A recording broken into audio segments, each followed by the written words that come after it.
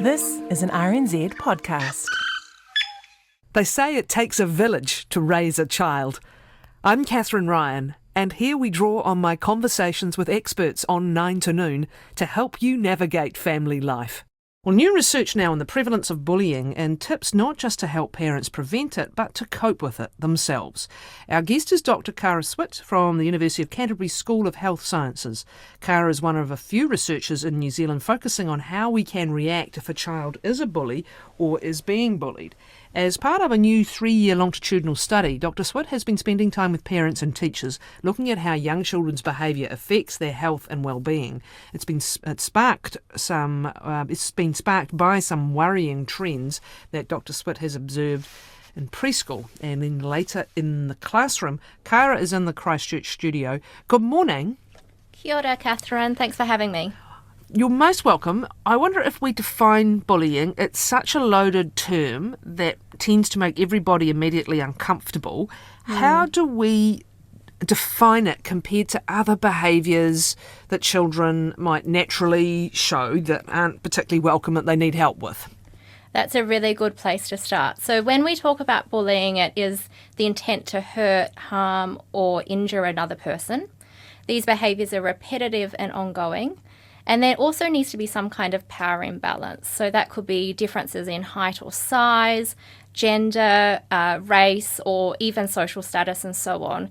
And you make the really good point, Kathryn, that these behaviours can be quite different to more normative behaviours, such as aggression in really young children, when they're still learning about what's acceptable and unacceptable social behaviours. So we're quite reluctant to use the term bullying when we're referring to really young children's behaviour, just simply because we might not see those three criteria, those three factors in their actual behaviour. And even with older children, there will be conflict and emotions will boil over, and you will have verbal or physical incidents that aren't necessarily in and of themselves bullying. They need attention, but they're not quite the same thing as what we call bullying. That's right. So when we're talking about bullying, it's one of the really key points is that it's not just a one-off behaviour. It is a behaviour that we're seeing a child use multiple times, and they generally have a target in mind. So it's one child or a group of children who would be targeted by a bully. Do we know why children do this? We can talk about adults for a whole different session, but do we know what drives it? Yeah, so we've got quite a bit of research, and this is a really complex topic. There's not one thing that contributes to why young children and even older children engage in aggression and bullying, but there's multiple factors. So we know that children learn these types of behaviours through adults. So we are role models of these types of behaviours. They might also be observing things that their siblings do, or other members of the whānau. We can also see these children picking up these behaviours from their peers and within the school ground, within community, and also on media.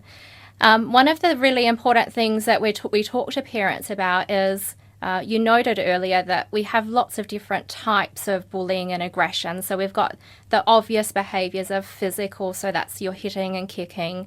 We've got relational and verbal behaviours, which is your name calling, your manipulation, your rumour spreading, and social exclusion. And then more recently, we have those behaviours being delivered through technology and what we would refer to as cyberbullying. What we do know from the very early research that I've done with teachers and parents is that adults generally perceive those relational and verbal forms of aggression and bullying less serious, and they're less likely to intervene. So what we're trying to help adults with is the recognition that if you don't think a behaviour is serious and you're less likely to intervene, that might actually be communicating to kids that behaviour is more acceptable. Whereas if a child uses a physical bullying or physical aggression, adults are generally really immediate in intervening and stopping those behaviours. All right. What are some of the patterns that you have observed in your research so far? You've probably touched on some of them already, but what else have you learned? So one of the things that we're seeing is that parents are really struggling with children's aggression and bullying behaviours, not necessarily not knowing what to do, or even still just not knowing how to speak to their child or when to intervene, understanding how serious it is. So talking to their children about their social relationships and what's going on, and also modelling what respectful, healthy relationships look like. So encouraging parents also to use some self-compassion. Don't be too hard on themselves, because parenting is really hard and bullying doesn't discriminate. So it's not necessarily, if your child is bullying, it's not necessarily a reflection of parenting. There's many other ways that children learn these behaviours. It is very interesting that you look into teachers' and parents' perceptions as part of this work.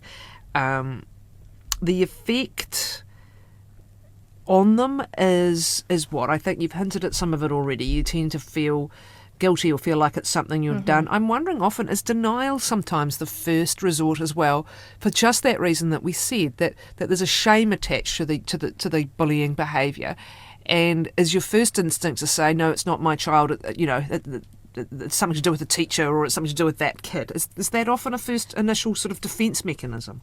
Yes, that's what we do see quite a bit, when, especially when we first start asking those questions of parents, because they do feel that there is this stigma and shame associated with having a child who is a bully, but also a child who's a victim of being bullied.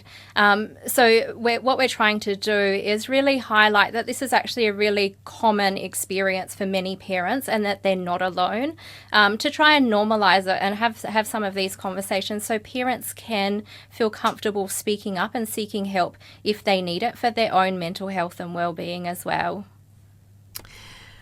What of teachers themselves? How do they tend to react? What did they tell you? Yeah, so that's a really interesting question, because with teachers, they don't have just one child that they're working with. They have multiple students or children. And so the types of behaviours that they see will be quite different to what parents see, because children have more opportunities to engage in aggression and bullying in school environments. So teachers tend to describe that they find it a lot harder to intervene in these behaviours, simply because of the time pressures and often sometimes not even seeing the behaviour occurring.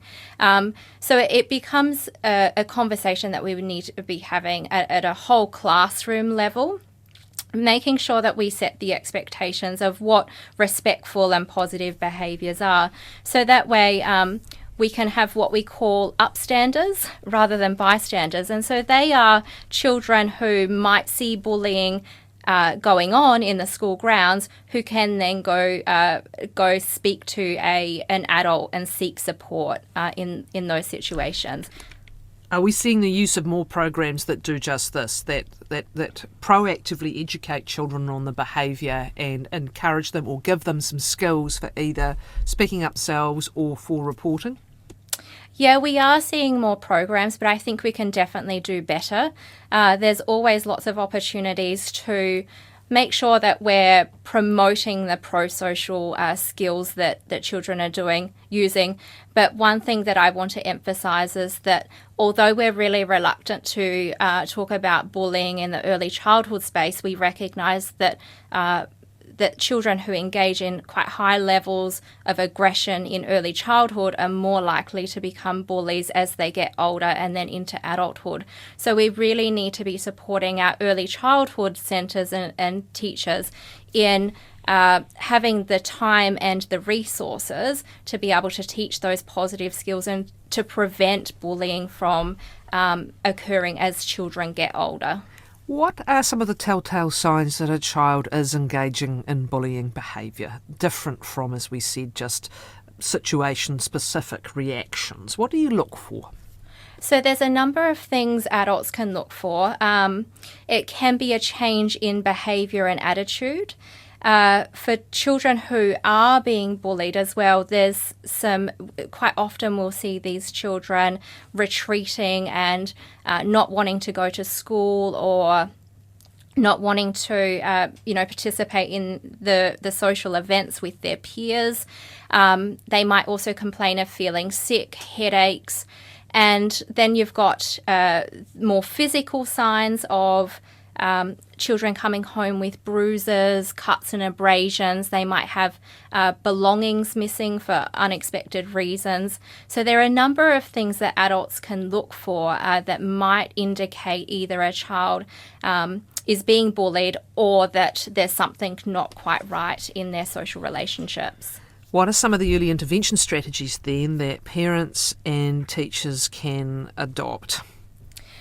So that's the million-dollar question, what are the most effective? One thing that I always encourage teachers and parents to do first is really think about how you can build those strong relationships with children. And that often goes through having those conversations and just being curious about what's going on in their social relationships, what's going on at school as well. And when things aren't sitting right with you or you think things aren't going well for the child, show that you care and that you're interested. They might be reluctant to disclose anything initially, but with persistence and showing that you care, children will come around because they need to know that there's a supportive adult that they can rely on who can help fix the problem. So yeah, absolutely. Build those relationships, talk to children. And then I think it's really important that once, particularly for parents, once a child has disclosed any information, we take it that step further and do something about it. So that is going to the school, having conversations with the teachers and the school to find out what's going on from their perspective and what are some of the ways we can move forward positively for those children. Are there strategies, because there's ages and stages as well, and you've mentioned the very early childhood where you wouldn't normally call things bullying, but you can start to see some behaviour traits that you might want to watch out for. How do the behaviours sort of evolve from early schooling years to older? Yeah, so what we generally see is, as I said, so those really young children who are quite dominant and engaging in aggressive behaviours that aren't dealt with really early on are more likely to keep using those behaviours. Remember that every behaviour serves some kind of purpose. So if children are using aggression and getting what they want, then that behaviour is being reinforced and it's more likely they're going to keep using that behaviour. And that's why early intervention is so important. But as children get older, we see them using more subtle and very sophisticated behaviours. So in early childhood, lots of the behaviours are still quite direct and observable, but as children get older and they develop language, their behaviours become a lot more sophisticated and less obvious. So things like manipulation and the silent treatment, rolling of the eyes. Children might also, as they get older, because they know the difference between acceptable and unacceptable behaviour and that some bullying behaviours might get them in trouble, they also move their behaviour to hidden spaces. So, for instance, the toilets, in the hallways where there's no teachers, and then also online. So as children do get older, they just find different ways to deliver the behaviours and achieve their goal that are away from the attention of adults. How does victim blaming or the victim blaming themselves complicate the problem? Yeah, so that's a really important point because I think that's often what we see in terms of children not seeking the support of an adult. Victims will generally internalise the bullying that they're receiving and saying, hey, this is my fault, people don't like me, I'm not good enough. And there's stigma associated with that for those children, and so they don't want to speak up and seek help because they don't want the adults to think the same about them. So so that's why I think building those really strong relationships and letting children know about their strengths, and really highlighting what they're capable of doing and reassuring them that you're there to support them if they need it. The complexity also, the case that bullies can often be victims themselves. How does this Yeah. continuum work? Yeah, so this is called the bully victim continuum, and this is where we recognise that at any given time a victim can become a bully and a bully can become a victim. So, for instance, if a child is victimised by a bully, they might retaliate as a result of receiving that bullying and then become the bully themselves. So it's really important that we remember that bullying it's such a complex social problem, and it doesn't discriminate. So just because a child has been a bully in the past, when they come to you and seek support because perhaps maybe they've become a victim, don't disregard that, because that's entirely, that's actually, we know from the literature, the research, that that's actually quite common in children's experiences. Obviously, the interaction between parents and teachers is going to be, and the children involved is going to be an important part of resolving this. And do you think, by and large, many schools and their families are doing this very well? Is it often the case, as we see, that there's denial at one end, or perhaps a teacher's feeling overwhelmed or not even sure exactly what's going on? I mean, how well are we doing this? Yeah, it's a really hard one because we're all so busy, right? And when we're dropping our children off to school, we don't always have the time to connect with the teachers and have some of these conversations. And I think there's also a little bit of a lack of clarity around whose role is what. You know, what is the role of a teacher in a bullying situation that might be happening out in the neighbourhood versus what is the parent's role of a bullying situation in the school? Do they get involved? So I think there's more grey area in that space, particularly for parents, around when do I intervene? When do I go and speak to the teacher about my concerns? So I think, you know, from a teacher's perspective, always having that open door policy and really encouraging parents to come in and have a chat. But also, if teachers are concerned about changes in child behaviour, always seek the perspective of the parent. Speak to the parent. Are there things that are going on at home within the whānau that might actually explain some of these behaviours that the child's showing? And as you said, if you take the blame game out of it, if you make it clear how common this is, and that it's not, no one's making assumptions about why something's happening, and try and put that sort of defensive guard at ease. Thanks very much, Cara Swit, who is researching this issue. She's at University of Canterbury's School of Health Sciences. It's part of a 3-year longitudinal study.